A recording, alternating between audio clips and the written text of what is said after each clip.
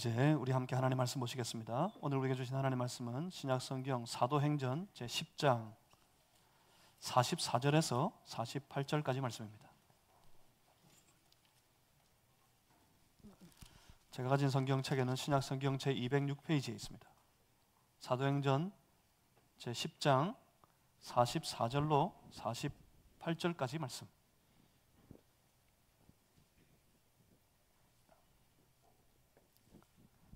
사도행전 10장 44절에서 48절, 오늘 거룩한 주일 아침 예배드린 우리에게 허락하시는 살아계신 하나님의 말씀입니다. 우리 한 절씩 저와 여러분이 나누어서 교독하겠습니다. 제가 먼저 읽습니다.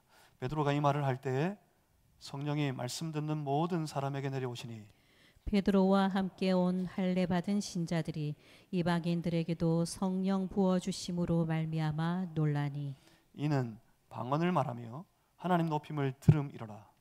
이에 베드로가 이르되 사람들이 우리와 같이 성령을 받았으니 누가 능히 물로 세례 베품을 금하리요 하고 명하여 예수 그리스도의 이름으로 세례를 베풀라 하니라. 그들이 베드로에게 며칠 더 머물기를 청하니라. 아멘. 사도행전 10장 44절 이하 8절까지 말씀, 48절까지 말씀 읽었는데 눈치 빠른 분은 아시겠지만 오늘 사도행전 10장 1절 이하 이 마지막까지 전체의 이 내용들로 함께 살펴보시면서 세계를 보는 눈이 변하다라는 제목으로 함께 하나님 말씀 나누겠습니다. 제가 잠시 기도하고 함께 하나님 말씀 받습니다. 살아계신 하나님, 지금 이 시간 말씀하여 주옵소서. 주의 거룩한 백성들의 심령 속에 주님 친히 말씀하여 주시옵소서. 주의 성령이시여 말씀 듣는 우리를 도우셔서 우리의 마음이 활짝 열리게 하시고 말씀하시는 하나님의 음성을 들을 수 있게 하여 주시옵소서. 깨닫게 하시고 이 말씀이 우리의 삶을 완전히 변화시키게 하시고 우리가 그 말씀을 따라 변화된 삶을 살아갈 수 있도록 새 힘을 주시옵소서. 주의 성령이시여 이 예배를 주장하여 주옵소서. 예수 그리스도 이름으로 기도하옵나이다. 아멘. 사람은 저마다 자기 자신만이 가지고 있는 독특한 것들이 있습니다. 그 중에 특별히 자신의 삶과 자기 인생을, 자신이 살아가는 세계를 보는 눈입니다. 자신의 삶과 인생과 세계를 보는 자신만의 독특한 눈, 그 눈을 일러서 여러 가지 말로 표현합니다. 뭐 인생관이다, 요즘엔 흔히 세계관이라고 그렇게 많이 표현합니다. 자신만이 가진 그 눈, 그 세계관으로 사람들은 스스로 가치 있는 삶과 가치 없는 삶을 구별합니다. 그리고 그 자신의 세계를 보는 눈, 그 세계관을 통해서 사람들은 옳은 일, 틀린 것, 좋은 것과 나쁜 것들을 판단하고 구별합니다. 그렇게 사람은 자신들만의 삶의 틀을 만들어요. 그래서 그 틀 속에서 살아갑니다. 사람은 그 틀 안에서 자기 인생을 보고요, 자기 세계를 봅니다. 그 틀에 말하자면 갇혀서 살아갑니다. 그래서 보통 이 세계관이 그 사람의 고집이 됩니다. 세계관이 없는 사람이 없고요, 그래서 자신의 삶의 틀을 가지지 않은 사람이 없고요, 그렇기 때문에 사람 중에 어떤 누구도 고집이 없는 사람은 없습니다. 어떤 사람은 고집이 좀 세고 어떤 사람은 좀 약한지 모르지만 다 자기 인생에 자기 고집을 가지고 살아갑니다. 괜찮습니다. 평범한 삶 속에서 괜찮습니다. 오히려 세계관이 분명히 있어야죠. 그래서 가치 있는 삶을 구별하고 스스로 자기가 판단한 가치 있는 삶을 살아갈 수 있어야 되겠죠. 그것마저 없다면 아마도 사람은 내가 이 하루도 어떻게 살아야 될지 전혀 구별하고 판단하지 못한 채 그냥 어영부영 살아가게 될 겁니다. 평범한 때, 평범한 삶 속에서 그래요. 그 세계관이라는 것이 그의 삶에 아무런 문제를 만들지 않습니다. 그런데 만약 우리가 개인적으로 가진 그 세계관, 사람들이 저마다 가진 자신들의 삶의 틀, 그 자신들만의 세계관, 그 세계관이라는 것과 하나님의 말씀이 만나서 그 자신의 세계관과 하나님의 말씀이 부딪히게 될 때, 그때가 문제입니다. 평소에 하나님의 말씀이 내가 가진 내 삶의 세계관, 내 인생을 바라보는 그 삶의 가치관, 내가 짜놓은 내 삶의 틀, 여기에 하나님의 말씀이 딱 잘 부합해서 맞는다면 편안합니다. 그 말씀을 충분히 따라갈 수 있습니다. 사실은 그때조차 그 삶은 말씀에 순종하는 삶이 아니에요. 내 세계관을 따라 살아가는 거죠. 이게 잘 조화되고 잘 맞으면 편안합니다. 편안하게 살아갈 수 있습니다. 그런데 문제는요, 내가 가진 내 인생의 세계관과 하나님의 말씀이 만났는데 그것이 부딪히게 됐을 때, 그때는 어떻게 될까요? 그때는 보통 어떻게 할 것 같습니까? 보통은 말씀을 따르지 않습니다. 그렇게 부딪히면 뭔가 내 세계관과 부딪히는 것이 외부로부터 딱 내 삶에 들어오면, 내 내면에 들어와 부딪히면 사람은 즉시 발동하는 게 있어요. 자기 고집이 발동합니다. 그래서 내 세계관과 맞지 않는 것을 대부분 외면하고 뿌리칩니다. 심지어는 그것이 하나님의 말씀이어도 그렇습니다. 내가 가진 내 삶에 내 자신만의 세계관과 하나님 말씀이 부딪힐 때, 그때 내 안에서 고집이 발동하면 그 말씀을 거절합니다. 그래서 하나님은 사람을 세우실 때 그 사람의 내면을 만지시는 겁니다. 하나님께서 그 삶을 찾아오셔서 그 삶의 내면을 만지시는 중에 그때 기꺼이 하나님의 만지심에 반응해서 내가 내 고집을 내려놓게 되면 그 삶 속에는 이전에 경험하지 못한 전혀 다른 새로운 세계가 펼쳐지기 시작합니다. 그 삶에 새로운 세계관의 눈이 열려버리기 시작합니다. 세계관이 바뀌는 겁니다. 세계관이 바뀌면 인생이 바뀝니다. 그리고 그 인생이 바뀌면, 지난주에도 함께 말씀 나눴던 것처럼 그 인생이 변하면 세계가 변합니다. 사랑하는 성도 여러분, 오늘도 우리의 삶 속에 찾아오시는, 그래서 우리의 내면을, 우리의 삶을 만지시는 하나님의 손길에 스스로의 모든 고집을 다 내려놓고 마음껏 맡겨서 하나님의 손길이 내 삶을 마음껏 맡기실 수 있도록, 만지실 수 있도록 그 손길에 우리 자신의 삶을 다 내어드리는 그런 성도들 되실 수 있기를 주님의 이름으로 축복합니다. 어떤 일이 벌어질지 모릅니다. 하나님의 선한 역사를 따라서요. 본문의 형편들을 한번 돌아보겠습니다.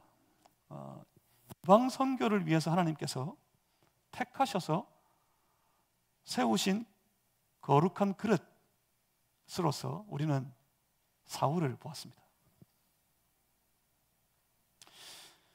사울이 예수님을 만나서 그 내면에 무너진 것이 있다면 그것이 바로 유대 율법주의로 무장된 그의 편협한 세계관, 그 세계관이 다 무너져 버렸습니다. 사울은 예수님 만난 이후에 세계관이 바뀌었습니다. 그가 그 변화된 세계관을 통해서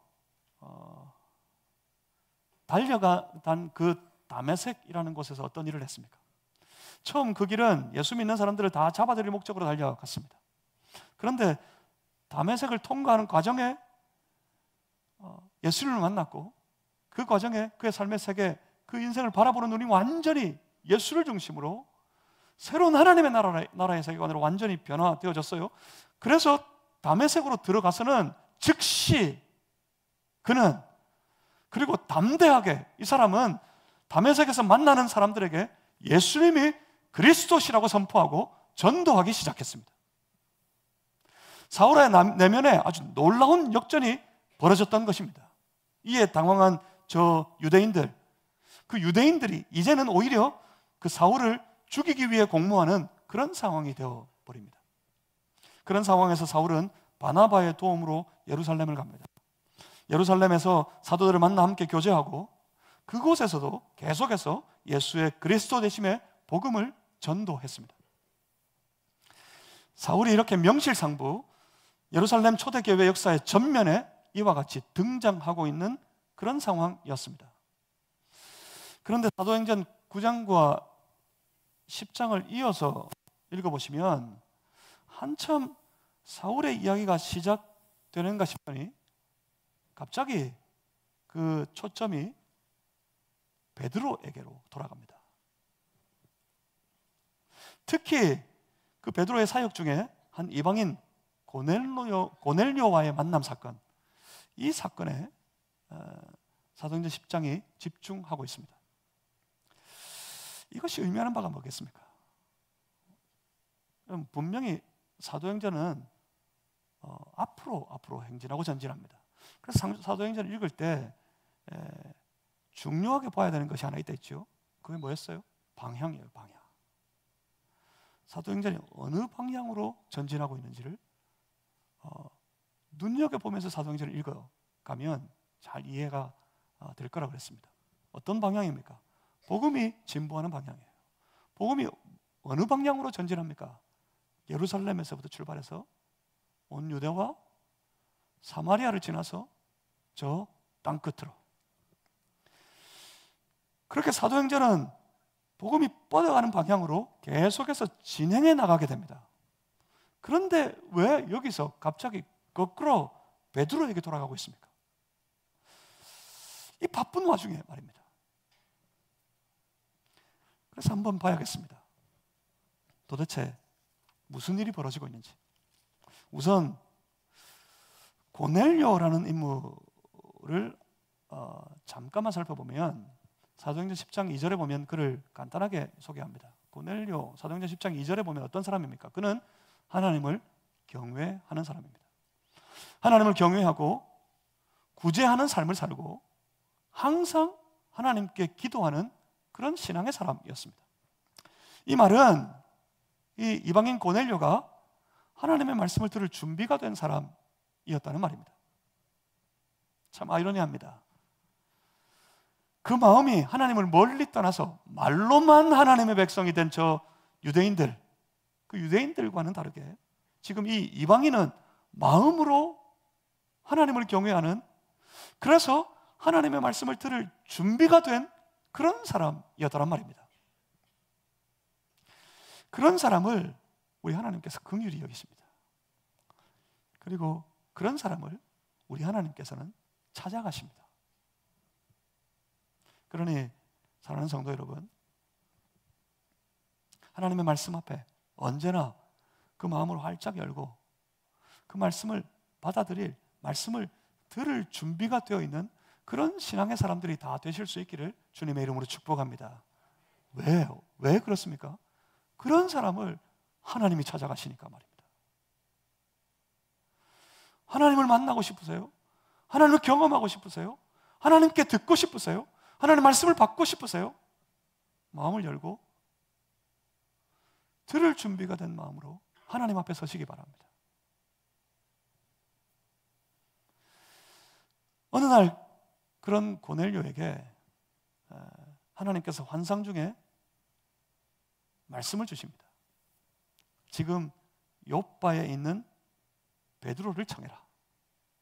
그 베드로를 청해서 그에게서부터 말씀을 들으라 하는 말씀을 이 고넬료가 환상 가운데 받게 됩니다. 그래서 고넬료는 그 베드로를 청하기 위해서 그의 사람들을 베드로에게로 보냅니다. 그 사이에 그 과정에 베드로에게 벌어진 사건입니다. 지금 이쪽에서는 한 이방인 고넬료가 환상 가운데 하나님으로부터 말씀을 받았어요. 베드로를 저 욥바에 있는 베드로를 청하여 와 들으라. 그러는 과정에 베드로가 이와 같은 일을 겪고 있습니다. 그가 기도하다가 시장하여서 먹을 것을 기다리고 있을 때 그 베드로에게도 한 가지 환상이 임하게 됩니다. 아마 이 환상에 대해서는 아주 인상적인 환상이어서 아마 익히 많이 들으셨고 기억하고 계실 겁니다. 사도행전 10장 10절에서 13절까지입니다.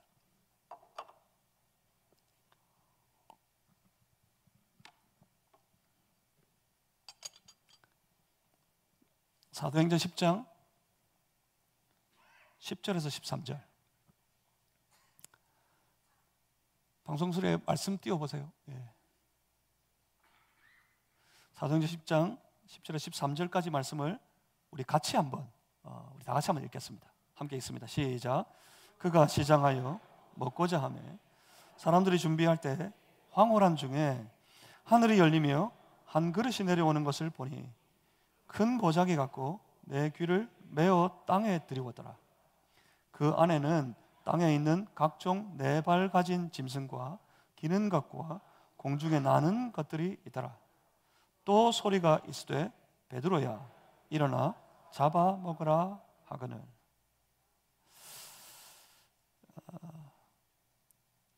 배가 고팠어요. 시장하였어요. 먹을 것을 기다리고 있는 중에 그에게 이와 같은 환상이 임하게 됩니다. 딱 배고플 때 절묘하게도 그때 이런 환상이 임했습니다. 그릇이 내려오고 그곳에 각종의 짐승, 네 발 가진 짐승, 기는 것, 공중에 나는 것, 이와 같은 것들이 있었어요. 그리고 환상 가운데 들리는 소리는 베드로야 일어나 잡아먹으라 였습니다. 베드로의 반응이 어떻습니까? 베드로가 볼 때 이 그릇에 담긴 이와 같은 짐승들은 오랜 율법의 전통에 따르면 다 속되고 깨끗하지 못한 것들이었습니다. 그래서 베드로는 비록 성령 충만한 베드로였지만 그가 오랫동안 훈련되고 오랫동안 살아왔던 율법 준수의 오랜 습관을 따라서 어떻게 합니까? 이것을 먹기를 거절합니다. 주여 그럴 수 없나이다 하면서 말입니다. 사도행전 10장 14절입니다. 주여 그럴 수 없나이다. 속되고 깨끗하지 아니한 것을 내가 결코 먹지 아니하였나이다. 지금까지 그런 것들을 먹지 않았고 먹어본 적이 없다 합니다. 그러자 사도행전 10장 15절 보십시오. 15절에 또 두 번째 소리가 있을 때 하나님께서 깨끗하게 하신 것을 네가 속되다 하지 말라. 그럽니다. 지금 무슨 일이 벌어지고 있습니까? 지금 부딪히고 있어요. 속된 것을 먹지 말라는 율법의 전통, 그 율법의 전통과 그것에 대해 지금 깨끗하다 하시는 하나님의 말씀이 베드로의 내면에서 부딪히고 있어요. 베드로는 오랫동안 율법의 전통에 훈련받은 인생입니다. 그 속에 그 율법의 전통을 따라 보는 자신만의 삶의 틀이 있어요. 그 세계관이 있어요. 그래서 이 모든 것들을 거절해 왔습니다. 먹지 않았어요. 지금까지 먹어본 적이 없습니다. 그러지 않아요? 내가 결코 먹지 아니하였나이다. 그럴 만큼요. 먹지 않았어요. 그런데 갑자기 지금 환상 중에 임한 그 하나님의 소리는 하나님께서 깨끗하다 하셨다는 거예요. 내가 깨끗하다 한 것, 그것을 네가 속되다 하지 말라. 그럽니다. 그렇지만 베드로는 이게 사람에게 한번 매여져 있는 그 전통에 따른 습관, 이건 보통 점처럼 안 깨집니다. 원래 잘 깨지지가 않아요. 그래서 베드로가 어떻습니까? 거절했습니다. 하나님이 깨끗하다, 네가 먹으라고 하셨음에도 불구하고 거절했습니다. 몇 번이나요? 3번 그럽니다. 16절을 보면 이런 일이 3번 있었답니다. 3번. 지금 베드로는 그 환상 중에서 치열한 싸움을 경험하고 있습니다. 오랜 습관과 전통에 매인 그의 낡은 생각, 그 생각과 하나님의 말씀에 부딪히는 싸움입니다. 그런 치열한 싸움이 그 환상 중에 베드로의 내면에서 벌어지고 있을 때, 그때 그 사이에 베드로를 청하기 위해 보낸 고넬료의 사람들이 그의 집에 도착합니다. 고넬료의 사람들이 도착하고 있을 때 그때 베드로는 뭐 하고 있었습니까?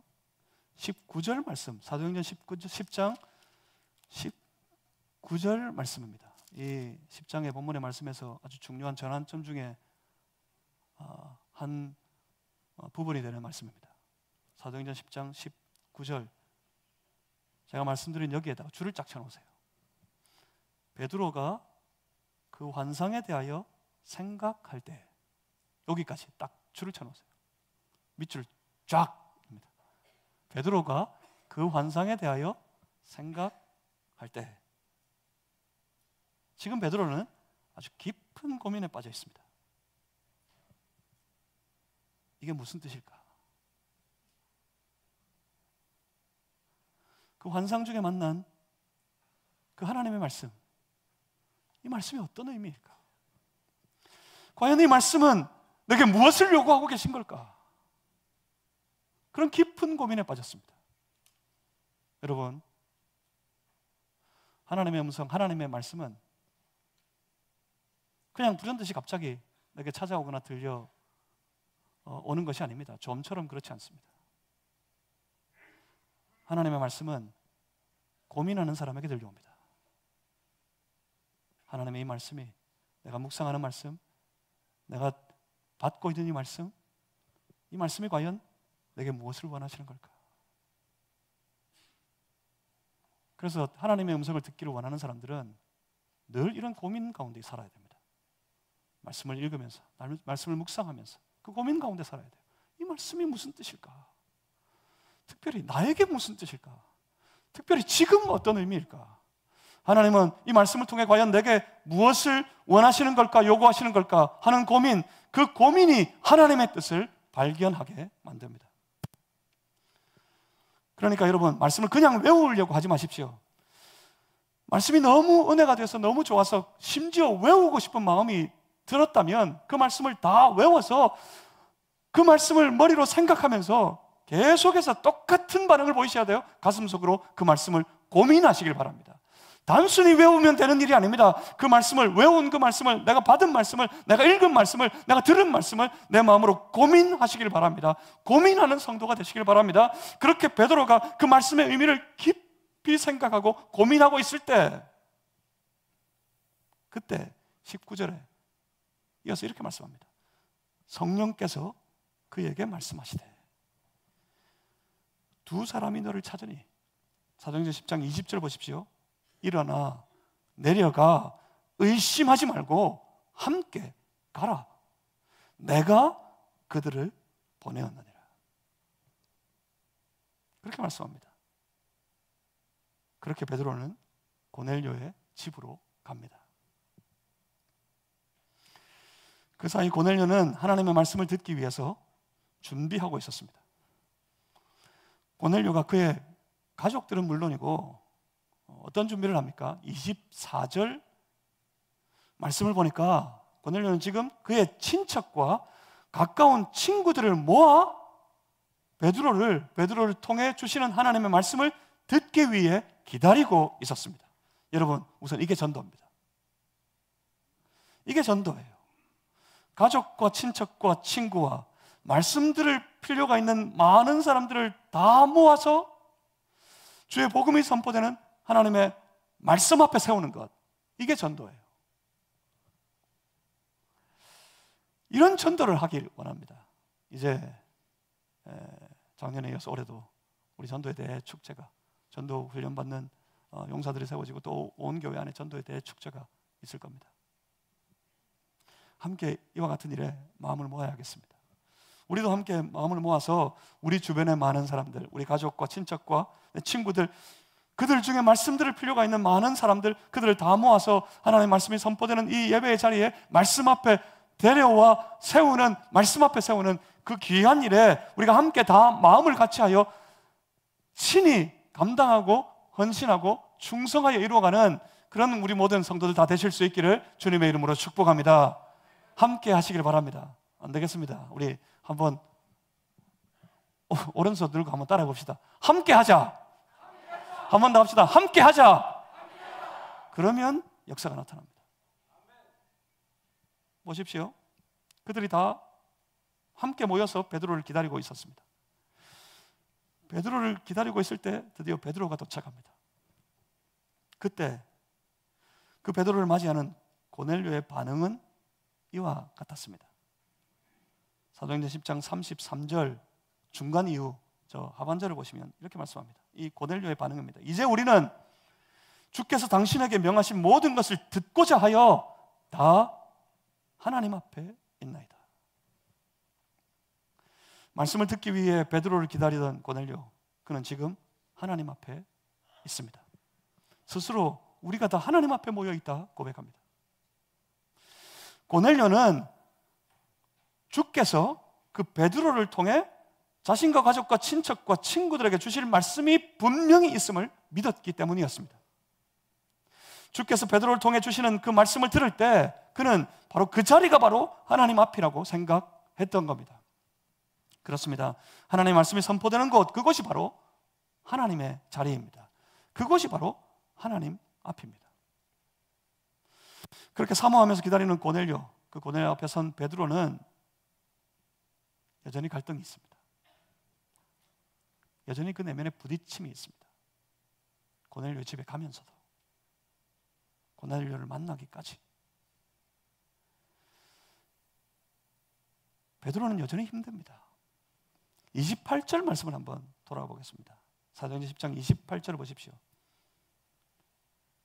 베드로의 말입니다. 이르되 유대인으로서 이방인과 교제하며 가까이 하는 것이 위법인 줄을 너희도 알거니와. 마음에 어려움이 있다는 거예요. 유대인 내가 온 예루살렘의 교회가 다 볼 텐데, 저 유대인들이 다 들을 텐데, 이것이 율법의 전통을 따라 위법한 일인데 그것을 너희도 아는데 베드로가 그 갈등 속에 여기 왔다는 말입니다. 왜요?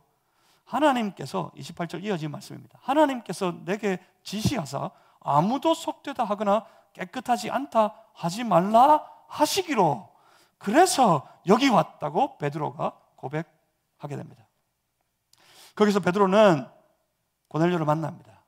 특별히 그 고넬료가 그의 환상 중에 하나님 말씀을 받은 것에 대해서 들었습니다. 고넬료가 하나님의 음성, 하나님의 말씀을 받은 것을 들었고, 그것을 본 베드로는 그 장면에서 아주 중요한 한 가지 고백을 하게 됩니다. 사도행전 10장 34절과 35절 말씀입니다. 우리 같이 한번 읽어보겠습니다.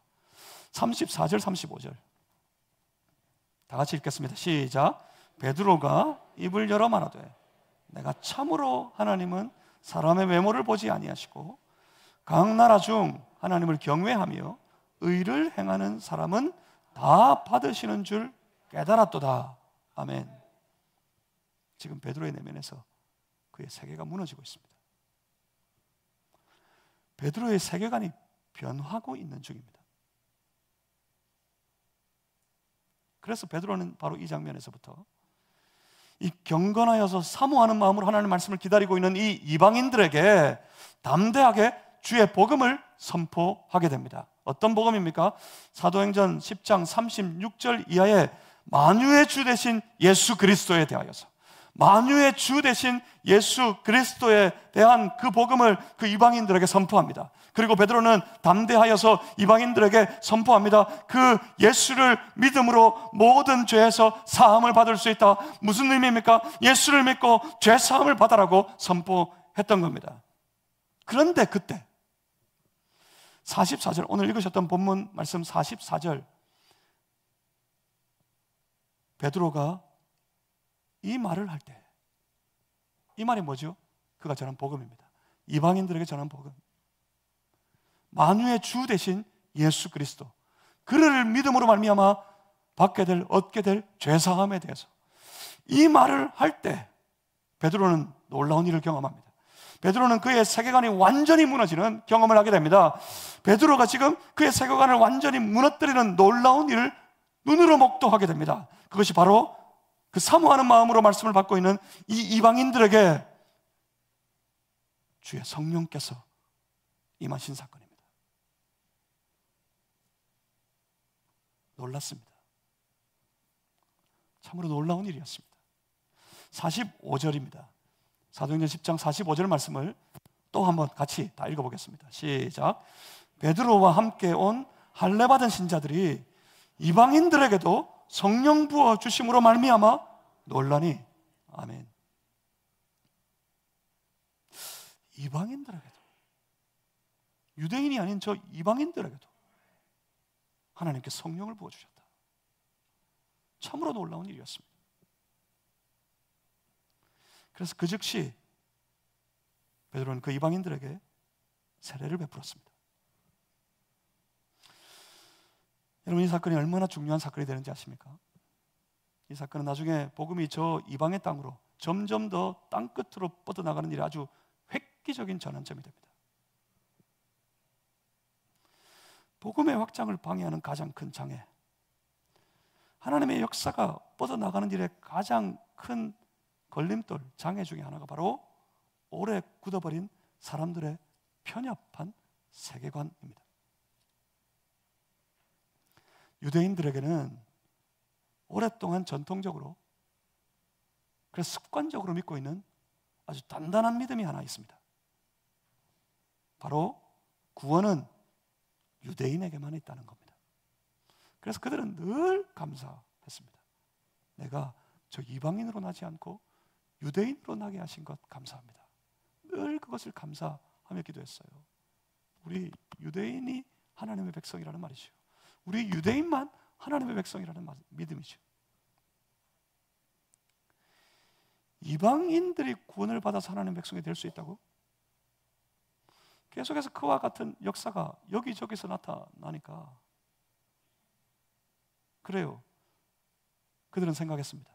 이방인들이 구원받아서 하나님의 백성이 될 수 있다고? 그러려면 최소한 그 이방인들이 우리 유대인처럼 되어야 한다고 그들은 생각했습니다.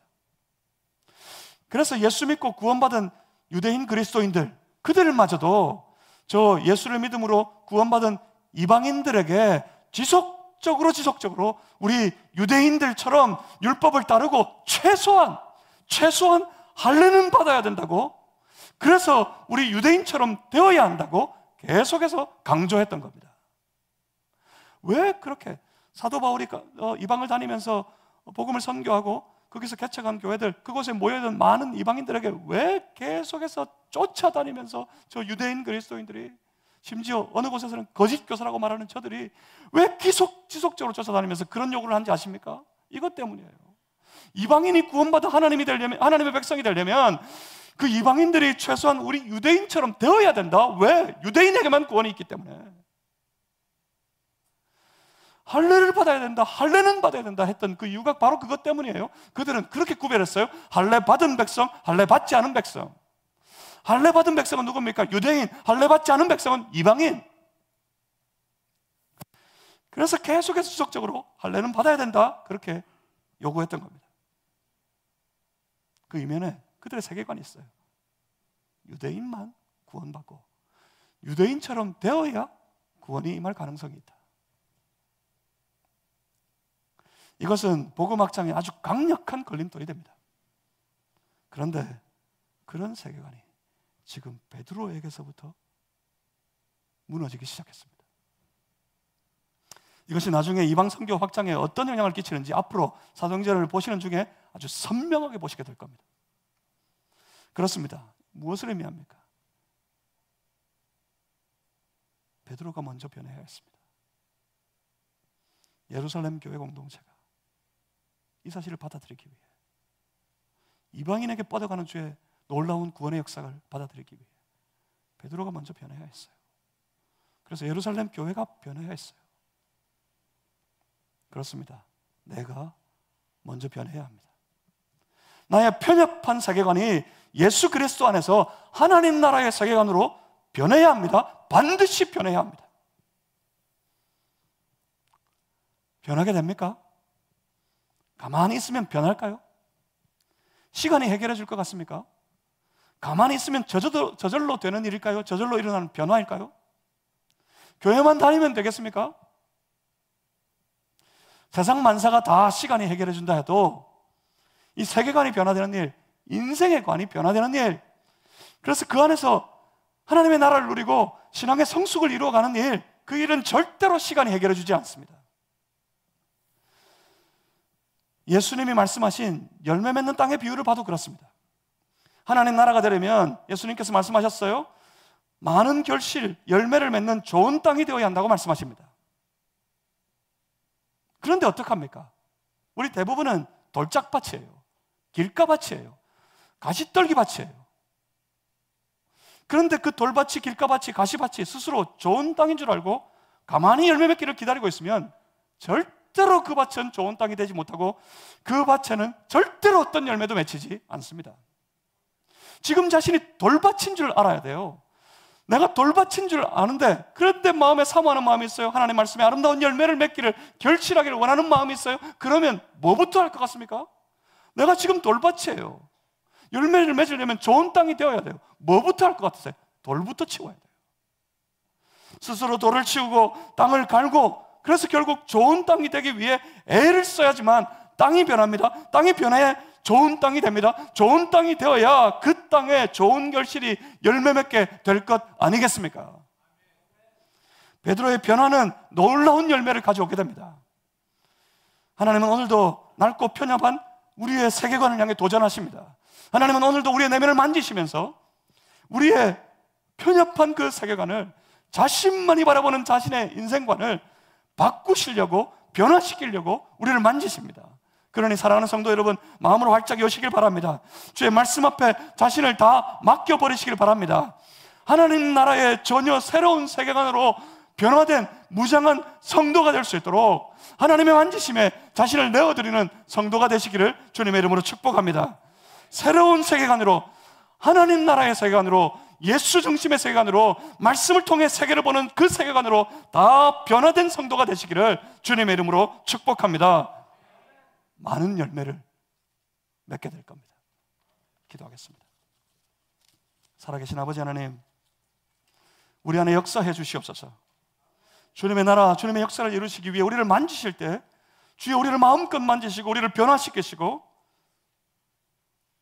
하나님 나라에 쓰임받기 합당한 모습으로 우리 각 사람을 세워 주시옵소서. 그래서 우리의 삶 속에 하늘의 놀라운 일들이 마음껏 펼쳐지고 그 놀라운 은혜의 역사를 우리가 경험하고 목도할 수 있게 도와주시옵소서. 예수 그리스도 이름으로 기도하옵나이다.